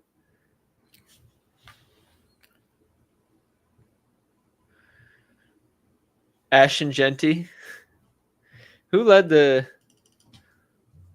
most rushing touchdowns? I want to see every year, each season. I want to know what kind of number we're looking at. Bro, did Raheem Mostert actually lead the league in rushing touchdowns 2 years ago? Yeah. Jamal Williams, 17. Jonathan Taylor, 18. So 18 lately seems to be the benchmark. Who do we think is getting one rush touchdown a game? I think Genty's realistic. Yeah. I think he's the one with the longest odds that I think is reasonable to say he gets a rushing touchdown a game. Omarion Hampton's going to have to fight with Najee Harris at some point. James Conner and Trey Benson. Kenneth Walker could. Maybe. His injury history is just. Yeah. It worries me for this. I also don't know how much I believe in the Seahawks offense as a whole. Like, I genuinely believe every play is going to be, it's either going to have to be a pass to JSN or a 5-yard plus rush attempt by Kenneth Walker. Otherwise, they're not converting that first down. Probably, yeah. More realistic options. Jonathan Taylor could do it. Devon Achane could do it. So what's your favorite one then? Taylor, Achane, Genty, Walker. Assuming full health, because none of them are going to hit it with an injury. Go back up real quick. I was saying Taylor, Achane, Genty, or Walker. But if you have another one in mind, you can share that as well. I think with JT, it depends on the rushing usage of AR, like we were talking about earlier. Austin says, cut the bullshit. It's Barkley. Shit, Barkley didn't do it last year. Exactly. Because your boy Jalen needs all the touchdowns to himself. Otherwise, nobody's going to put him in the top 10.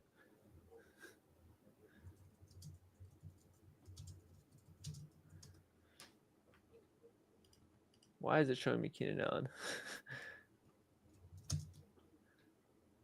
Derrick Henry had 16, James Cook 16, Jahmyr Gibbs 16. So 16 was the number last year. Saquon wasn't even top 7, just in case Austin was wondering. Full season of health. Saquon couldn't even crack the top 7.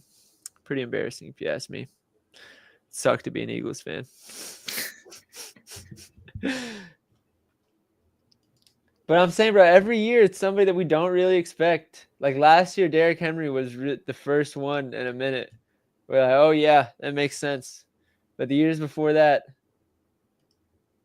we had Mostert, Jamal Williams, Jonathan Taylor, LeGarrette Blount. Oh, wait, hold on. These aren't even every season. Say since 2010.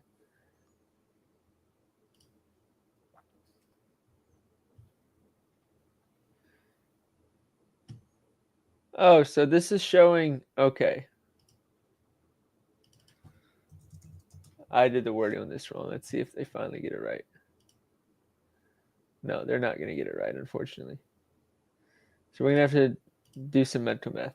So 2023, why is it?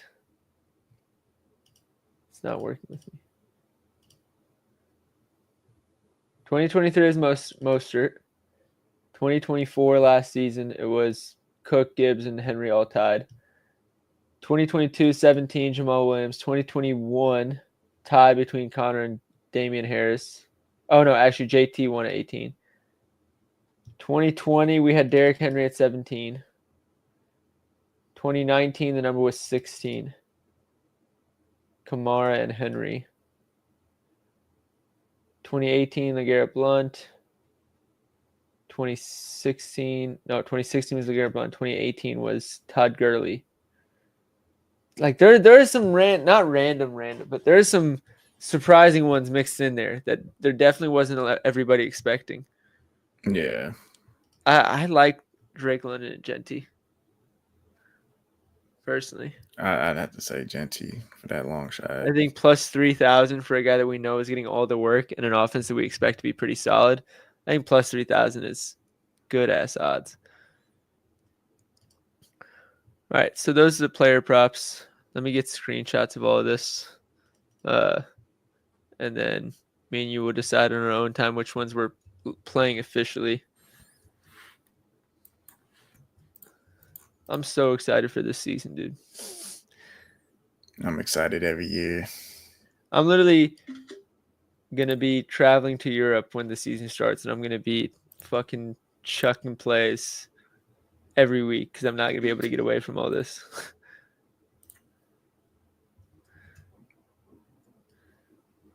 Oh, Genty just moved to plus 3,200 in London to plus 3,000. I love it. Yeah, it's good for us. Do any of the books have that? Oh, you can't parlay it. That's so dumb. That's so dumb. Maybe DraftKings will let us. Awards, maybe? No. Protector of the year. What is that? They have an offensive line of player of the year now? Is that a new thing? I've not heard of that.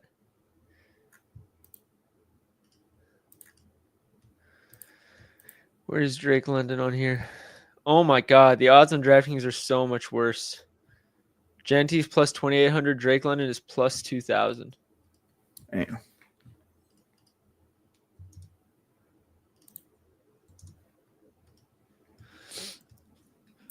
All right. Divisions? Yes, sir. Where go back to NFL, go back to sharing my screen.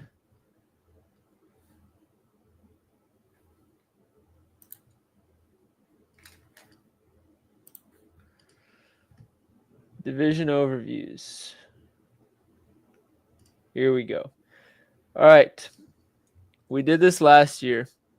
Honestly, could not remember. Actually, maybe I have it in my notes somewhere. I don't think I do. But I couldn't remember who we actually had winning each one. So this year, I'm going to write it down for sure. We're going to record it. We're going to start some arguments on social media about it because everybody's going to have something to say. Bills, Patriots, Dolphins, Jets. Who's winning this one, JJ? I mean, I'd have to say the Bills here. I feel like it's just one of those. Yep. Ravens should be minus 300. This division it's the Ravens and everybody else. I'm sorry. Outside of a Lamar Jackson injury, there's nothing that's going to keep the Ravens from winning this division. I genuinely believe they're a top 3 team in the NFL this season. The next one's where it gets interesting. Texans, Jaguars, Colts, Titans. I feel like the Colts should not be plus 310.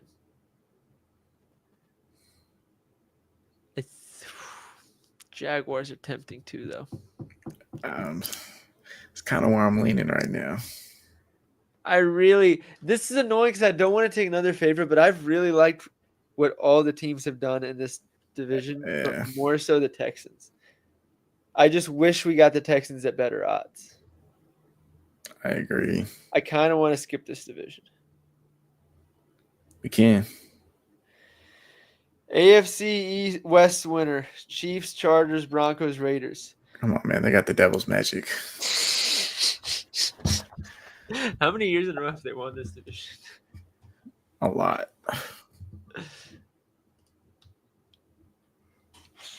Eagles, Commanders, Cowboys, Giants. This is how we see it if Austin's still listening. I really think the Cowboys are going to do it again this year. I'm joking, but also plus 550 is a bit of a stretch for them. I don't like the personnel that they have there that they built out.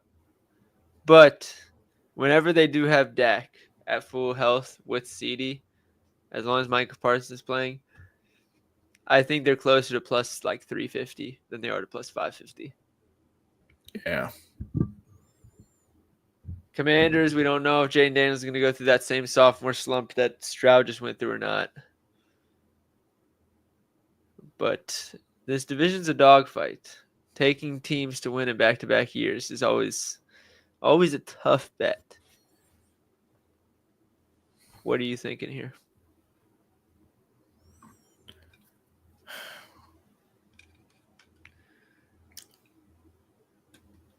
I think we're going to have to go with the Eagles here. But someone's going to be sneaking up on them. That's what I'm thinking. This is the way I'll put it. This division is good enough where if any of the top 3 teams have a big injury, the other ones can still swoop in and take it. Like, if the Chiefs lose Travis Kelce, they can probably still win that division. If the Buffalo Bills lose James Cook or Dalton Kincaid, they can probably still win that division. If the Eagles lose any of A.J. Brown, Devonta Smith, or Saquon, they're done. If the Commanders lose any of Debo or Brian Robinson or Terry McLaurin, they're done. If the Cowboys lose CD, they're done. Yeah. And unless Malik Neighbors starts throwing passes to himself, the Giants still have no chance.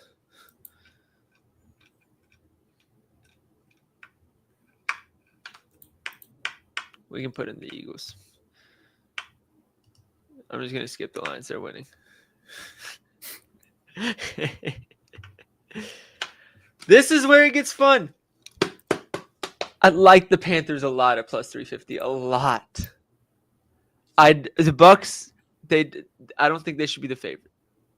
I think it should be, the odds should be a 3-way tie between the Bucks, Falcons, and Panthers. I really do. So for the Bucks to be plus 350 with this size of a gap between the Falcons and Bucks, the Panthers feel like really good value to me. I was just going to say that I got to go with the Panthers here. The question is, between the Falcons and the Panthers, how do we really think it's neck and neck, or do we give the edge to the Falcons? I think we give the edge to the Falcons based off what we already see from this coaching staff and roster. There's not like a whole lot of changes, I feel like, for the Falcons, but I feel like Carolina is just going to be one of those surprise teams. Yeah, I do. I agree. Rams, 49ers, Cardinals, Seahawks.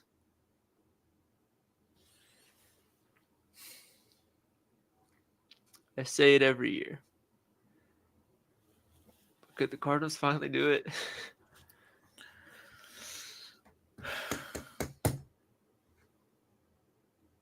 I'll say this, outside of the way they're using Marvin Harrison Jr. I was just about to say, I just ranted about them for like 10 minutes about how they use Marvin Harrison. Outside of the Marvin Harrison usage, I actually do like what they do with their team.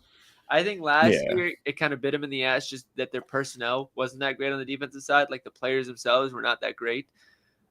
But I don't think the 49ers, I can't confidently sit here and say, I think the 49ers are that much better than the Cardinals.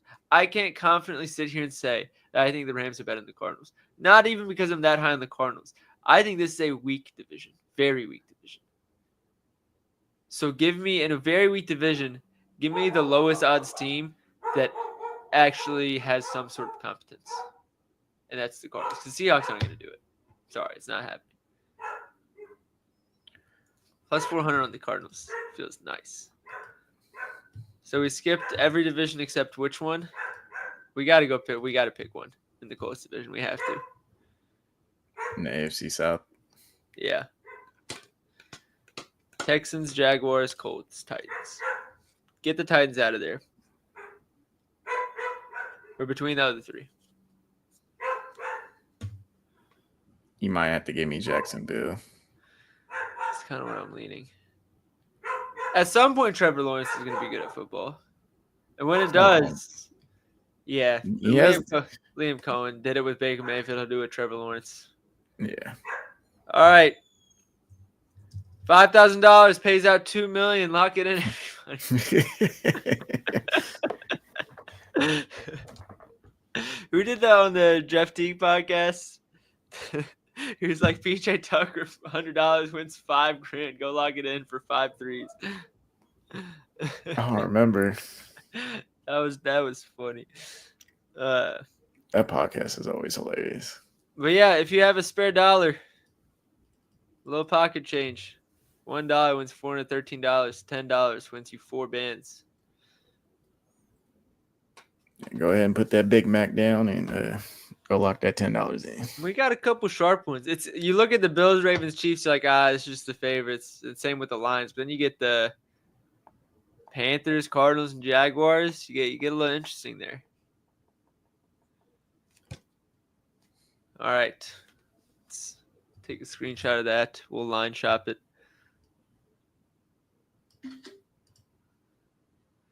What else we got?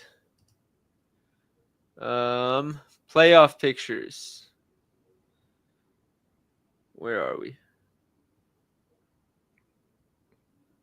Is it going to be the eliminations, maybe, or not playoffs? Playoffs. There we go. To miss the playoffs. Let's start there because I think this is where we could get very interesting. I can't believe the 49ers are plus money to miss the playoffs. I can't. I think the only thing they have going for them is that the rest of their division also sucks. So, they probably go 3-3 through the division. They need to win, 5 It's more? like if they don't win the division, I don't think they're getting a wild card spot. Like, the division is the only way through for them. Yeah. Plus 154. The NFC is tough. NFC is real tough. Buccaneers plus 118. Give it to me. They're not making the playoffs. Not happening. Packers minus 110. Not happening. Actually, the Packers have a better chance. I'm higher on the Packers than I am on the Bucs and 49ers. I'll say that much. It's just they got to go through the Vikings and the Lions. Arizona Cardinals minus 150. Yeah, no, the odds are getting a little too high here. All right, to make the playoffs, JJ, who are our wild cards to make the playoffs? Jacksonville. Raiders are plus 320, dog. Really? Like, they're not winning that division, but, like, think about who they got to beat out for the wild card. Steelers, Bengals, Jets, Dolphins. Yeah. Jaguars, Colts, Texans. They're not exactly powerhouses. Sorry, guys. You. Thank you. All right. Who else we got? I got the Jaguars penciled in.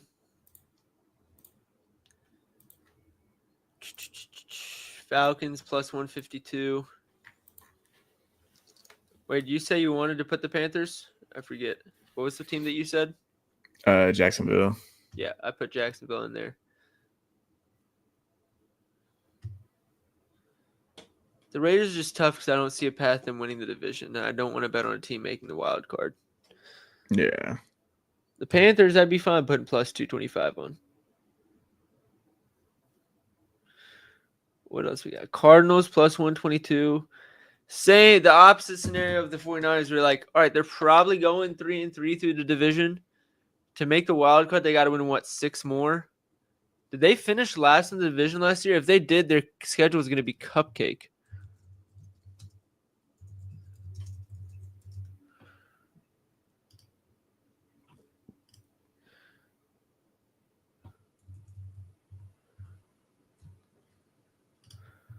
Let me just do this. God damn it. Why is this a video? No, stop it. Here we go. Saints win. Panthers 50-50. Well, I'm going to skip the divisional games because, like I said, one way or another, it's going 3-3. Titans win. Colts 50-50. Packers probably a loss. Cowboys 50-50. Jacksonville probably a loss. Buccaneers, I say probably a loss, but I think it's closer to 50-50 than you would think. Texans loss. Falcons 50-50. Bengals 50-50. Rams. So we need 6 wins in there.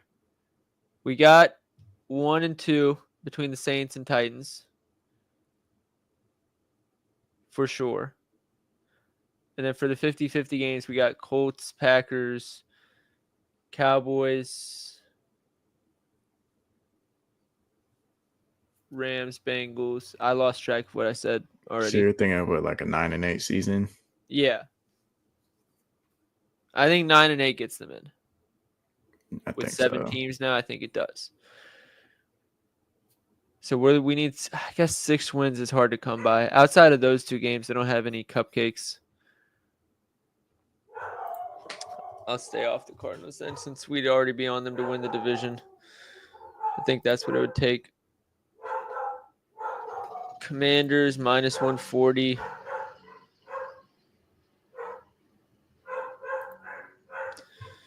I think that's it. What's rookies? Just rookie props? Yeah. MVP.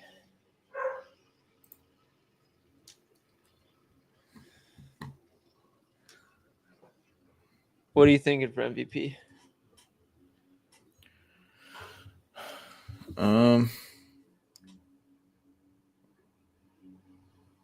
MVP is all about narratives. Yeah. I'll say this. Bengals make the playoffs. It's Joe Burrow. Yeah.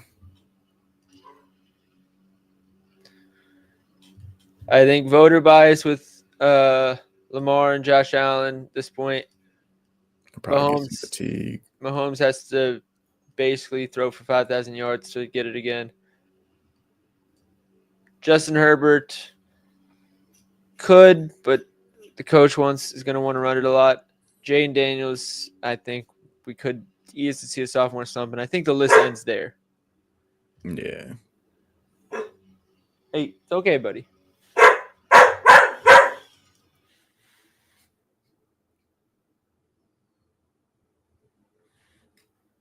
One second. Yep.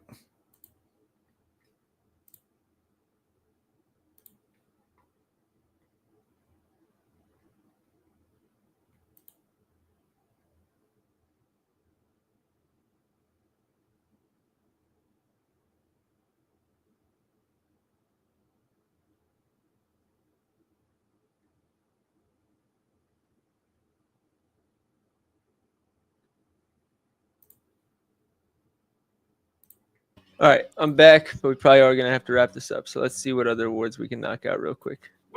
Yeah, you don't want to get in trouble over there now. All right, what other awards do I have to scroll through? Offensive Player of the Year. Oh, Offensive Rookie of the Year. Why is Genti plus 270? Why? It's not going to be – Hampton's going to have to share a backfield. McMillan's going to be on the Panthers. They're going to want to run the ball a million times. Travis Hunter's going to be tough with Brian Thomas there. It's really Cam Ward, Ashton Genti, and I think Genti's going to have a better offense. It's going to be him. Yeah. Defensive Player of the Year. Are they going to have fatigue on Myles Garrett? I think so. Jalen Carter's probably worth a shot. I don't know that I want to bet on Defensive Player of the Year. TJ Watt could fucking... In my opinion, TJ Watt should win it every year. I think he's insane. We can skip that, though. It doesn't seem like we're too convinced. No. Unless you want to back Myles Garrett. No, I think I'm good just fading it. I think the Browns are going to be too bad as a team. Offensive Player of the Year.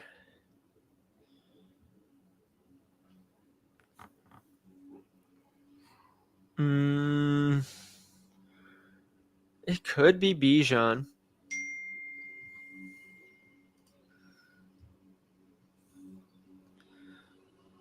Yeah, I'm just... I don't know if I'm sold on anything. Yeah, I'd have to look into it a little bit more. Read into a little bit more coach speak. Yeah. Comeback player of the year is probably going to be. Why is Trevor Lawrence even an option? Who's he coming back from? He tore his ACL, but it was like week 12 or something. Yeah. Maybe. Rashee Rice, get the fuck out of here. Zero chance he's winning now. All right. And then we talked about division winners: Joe Burrow MVP, Gentry Rookie of the Year, our award long shots. I think that's it. Think so. All right. Appreciate everybody for tuning in. Obviously, we were doing this for a while. Always love doing NFL streams. Always. I'll never be upset I'll with do it. NFL all day. Yep. All right. So we'll find excuses to do more of these. Other than that, take care, everybody.